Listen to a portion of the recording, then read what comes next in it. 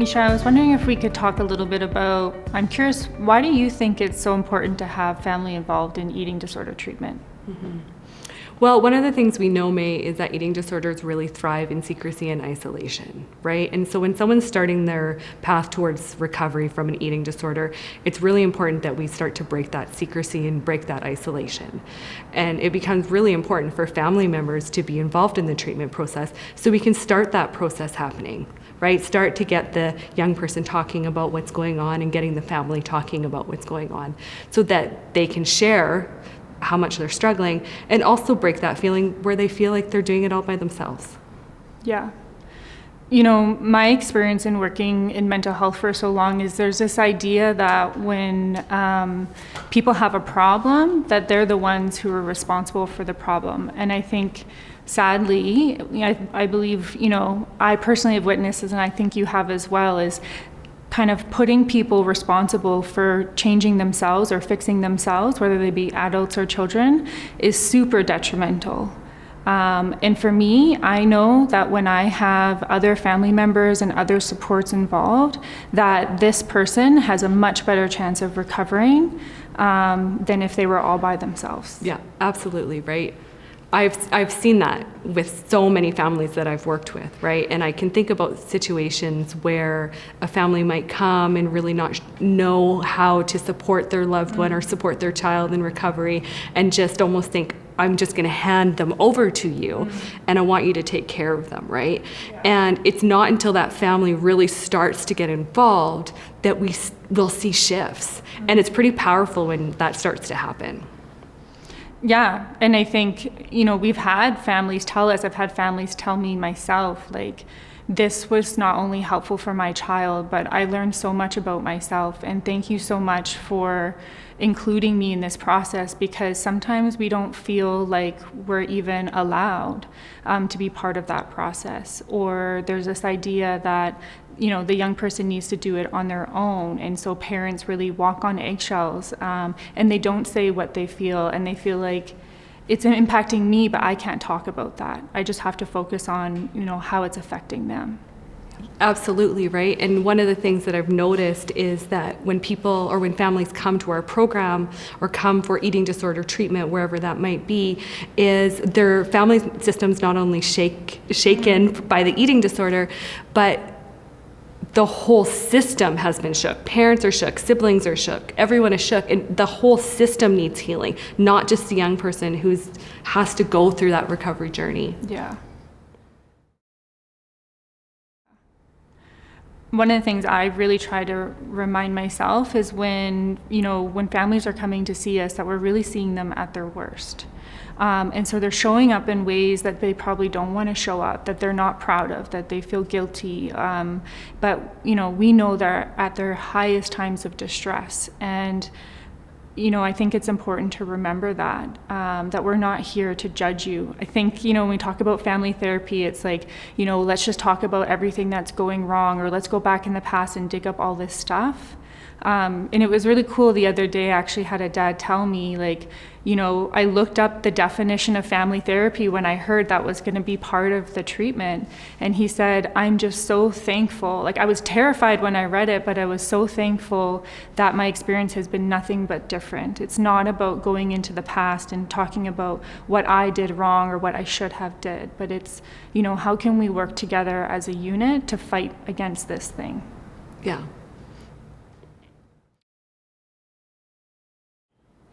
May, let's take some time and talk about why young people are not responsible for fixing the eating disorder. Mm-hmm. Yeah, I think there's this idea oftentimes in mental health where, whoever in the family has the problem, the symptom, whatever you want to call it, that it's about them needing to go somewhere and they need to learn skills and they need to fix it themselves. And I think that's a really unfair position to put people in, because the reality is that they didn't cause the problem on their own, that human beings exist within a world and within relationships, and we're not silos. And we know that strength comes in numbers. Yeah.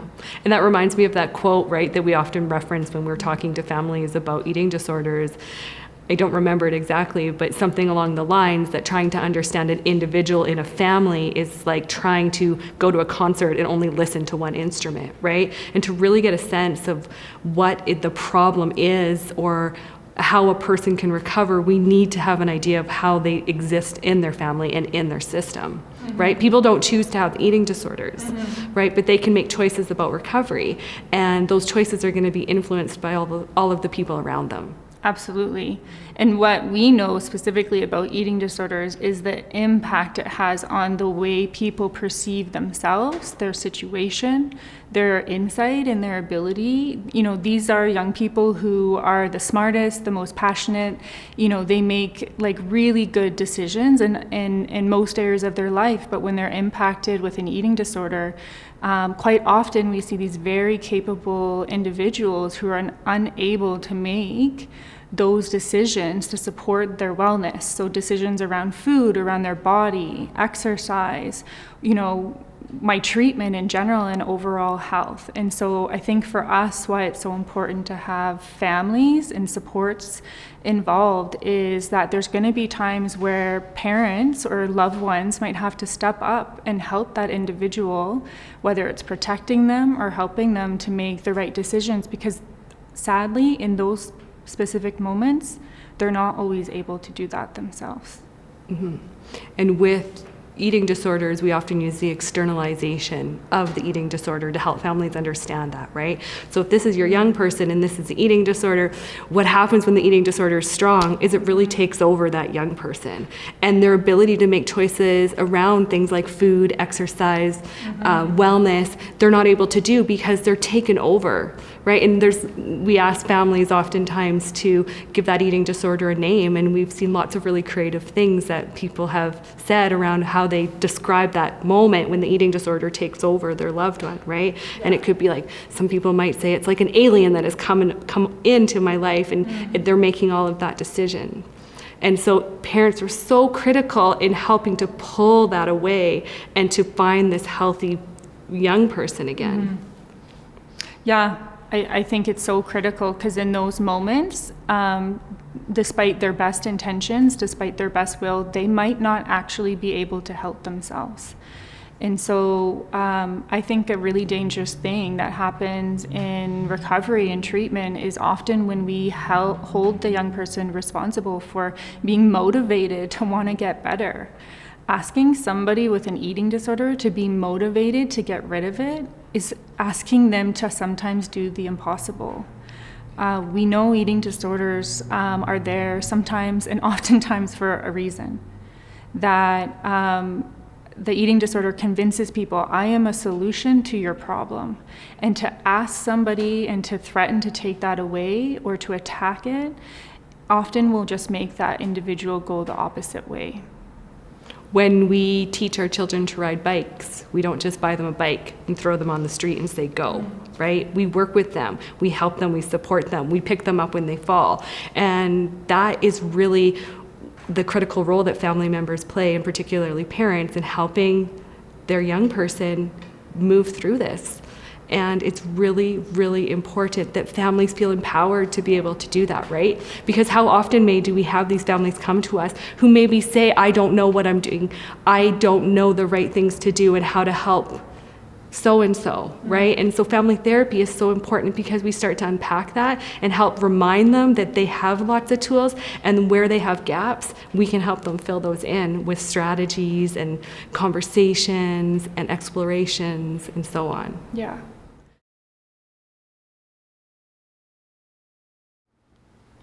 Parents often feel a sense of responsibility for their child developing an eating disorder. And in working as a therapist in eating disorders for a number of years now, I think it's a really important message that parents hear. They are not responsible. They are not to blame for their child developing an eating disorder. And they are actually a really, really critical part of the recovery process and of the solution of helping their child overcome this illness. And one of the ways that we need to do that, to help them be part of the solution and be part of the recovery, is for them to do some reflection on their own relationship with their own body, their own relationship with food, their own relationship with exercise, and so on. Because we all come to the table with beliefs around what bodies should look like, what our relationship with food should be, how much we should exercise, and so on. And that information, when grasped by an eating disorder, can sometimes do unintentional damage. Yeah, I mean, I don't think that those two things are always correlated, but I do think that there is oftentimes where families are coming for treatment, and there is a very strong culture that is kind of socialized in us and perpetuated through societal messages of what it means to be successful, what it means to, have self-discipline and look a certain way, and what's the difference between right and wrong, and I see the pain and really the torture that these families go through trying to enact and kind of live up to these unrealistic ideas. And it doesn't surprise me when I have a family member or multiple family members really struggling with whether it's disordered eating or eating disorders or just really low self-esteem, perfectionism. We see, high levels of self-criticism. It's not surprising to me. I don't ask myself why this is happening. I ask myself, why not? Mm-hmm. When you reference low self-esteem, I think that's an important thing to touch on, because oftentimes these young people come to us with a really low sense of self, right? And sometimes I'll ask parents in therapy is, if you could give your child a gift, what gift would you give them? And obviously they often will say, I want to give them recovery. But going along, they'll say, I want to give them the gift of self-esteem, right? And I'll say to parents, if that's something that I notice they're struggling with as well, what would it be like to give that gift to yourself first, so that you can model that and share that with your child? Yeah. And why I'm talking about this, May, is because lots of times parents will say, do what I say, not what I do, right? Kids are constantly watching their parents and paying attention to what they're doing. And so parents have such influence and such power in shaping their child when they start to take care of themselves and model that for their young person. Yeah. Mm-hmm. And I think in times of deep desperation, when parents and loved ones are feeling like that, the person they love the most is never going to get better, that's the one area that I know there's always hope. And for me, hope is important, because once we've lost hope, what do we have? Once we believe that that person no longer may be capable of changing, then, it's devastating. And that's an important part, is if that young person or individual, whoever they are, doesn't want to change, if you're willing to make the change, then we know that ultimately it will affect everyone. Mm-hmm. And hope is so important. Yeah. Right? And when parents duck out of treatment or say, I'm not going to be involved in treatment, which sometimes we see that, and for lots of different reasons. It's too painful. It's painful, right? And the child starts to think, I can't get better. Yeah. My parents don't believe I can get better because they're not here. So why should I believe I can get better? Yeah. And so if we can get parents into that therapy room, into the doctor's appointments, in with the dietitian, or whatever that treatment looks like for that individual, again, we're going to see the child see the hope that their parents have. You're actually reminding me of someone who I worked with many, many years ago, and she was a young person who struggled quite significantly with an eating disorder, and that idea of her being labeled in the system as being chronic and not being able to get better, and even her loved ones just being beaten down to the point where they had just given up hope. They didn't think that she would ever change. And there was a moment where I will say one of my magical powers that I might have is that I never give up and that I always believe. And I know, working with this dad who was desperate to have his daughter get better, he couldn't be more scared. And we really talked about that key point of hope and never giving up. And I'm proud to say to this day that she actually told me and wrote a story about it, that hope and the fact that people never gave up on her, and that myself and her dad believed it was possible, was one of the main reasons on why she was able to be successful and get a job. And I'm probably sure she's in university by now. So I want you to imagine that your house is on fire. And as a parent, you've gotten out of the house, but your child is still in the house, stuck in the basement. And you've called 911, the fire trucks are on their way, but they're just taking a really long time to get there. as a parent myself, and as I have this conversation and share this analogy with many parents, what they often tell me is, I'm not waiting for those fire trucks. I'm going to do everything I can to get my child out of the basement. That's what family therapy is in eating disorder treatment. It's about giving you the skills to get your child out of that basement when the fire trucks aren't there. Because therapy happens maybe once a week, maybe every couple of weeks, maybe once a month. Whatever that looks like is going to be different for every family. But parents are often the ones that are there day in and day out. And so family therapy is about saying, we know you have the skills. We're going to help you to use those skills and to feel confident in supporting your child when they're struggling. Because your love for your child is ultimately going to be the thing that's going to help them through those really difficult days. Not the therapist who's there for 1 hour every 2 weeks. Yeah.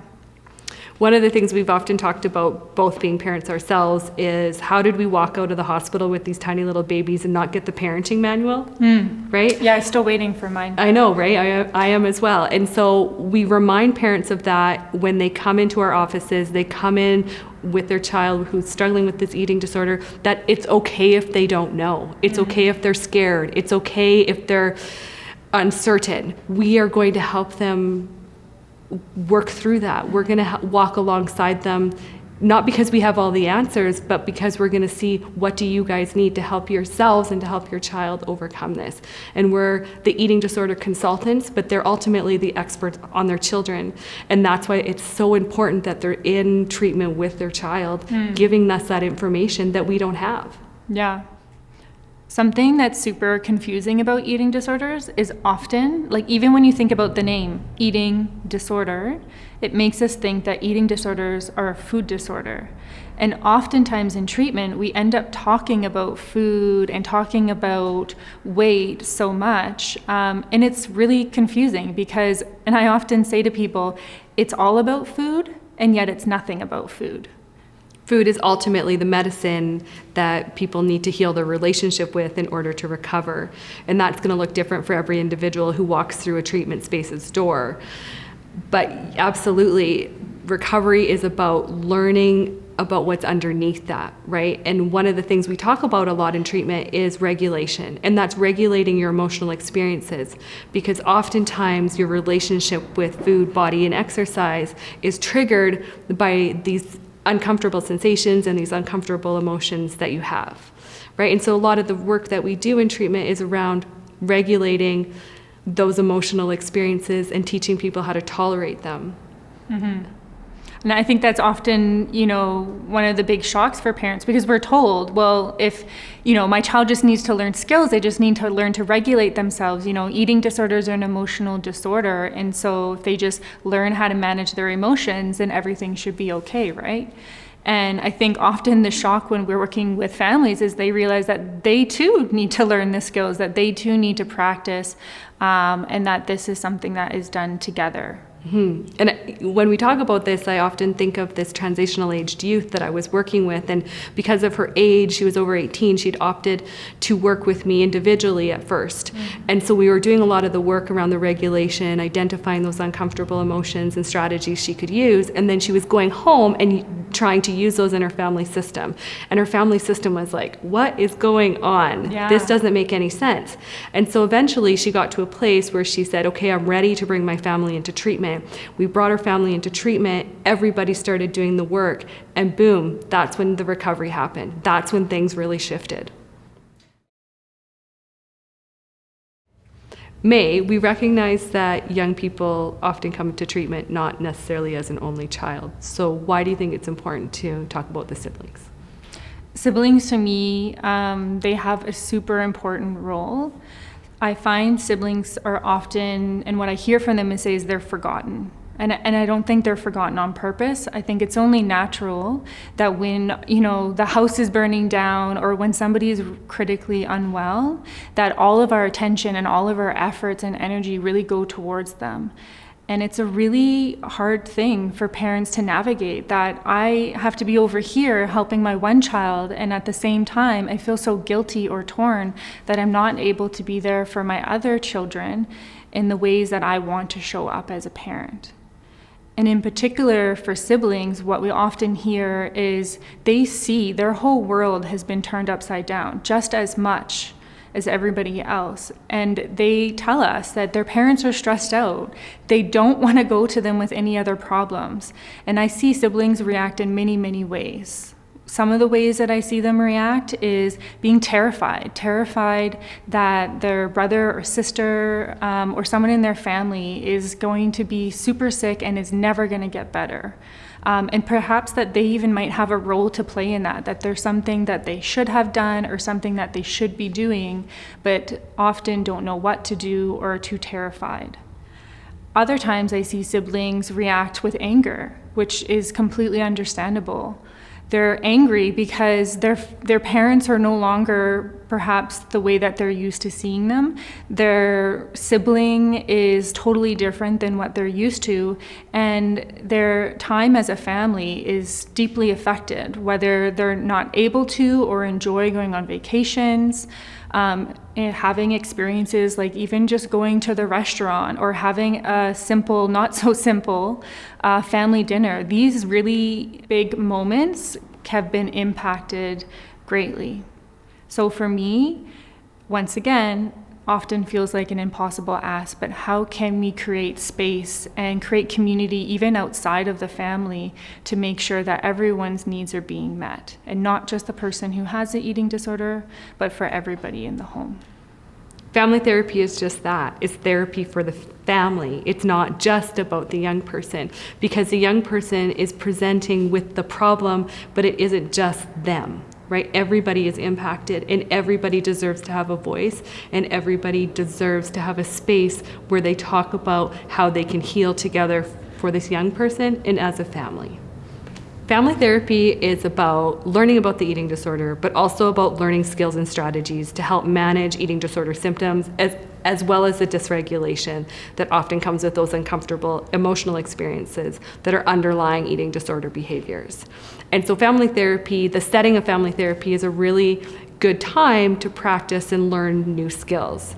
And so I always will use this analogy, or often will use this analogy with families, is that trying to learn how to swim when you're drowning is not the best time.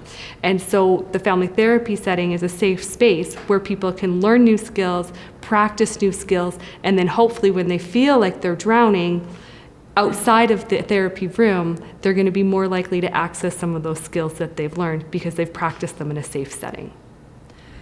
A conversation that I have quite often with families, in particular with parents, is when they're talking about how the eating disorder is really tactful and really good at splitting them between their partner. Now, that's whether parents are still together or separated. And I think that this is one of the biggest strategies the eating disorder uses to separate families, to alienate loved ones from treatment, but also to separate the individual, the healthy part of themselves, from the unhealthy part of themselves.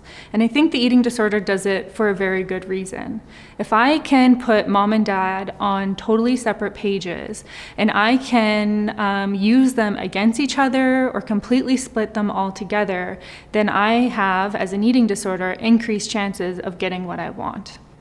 If I can distract my parents, if I can affect their relationship, if I can bring conflict into the home, then perhaps they'll focus on everything else going on versus focusing on what they might need to focus on, which is what can I do about the eating disorder. I think it's really important for families, for the young person, for parents, caregivers to take away is that they are not responsible, they are not to blame, and they are a really important part of the recovery process and essentially their loved one getting well. And when I see families get together and really surround that young person with love, with support, with reassurance, these are the people that we see do well in treatment because they're not isolated, they have hope, and they have that support. Family therapy isn't just about talking about the eating disorder. Family therapy is also talking about how do we get a break from the eating disorder. Because when you have a young person who's sick with this very serious illness, it can be tempting, and justifiably so, to just be pulled so into the illness that you forget that the world exists around you. So family therapy is also about focusing on how you take care of yourselves, right? How do you take care of your co-parent or your other children or your aging parents? It's about remembering that the eating disorder is there, but it's not the only thing that's there. Yeah.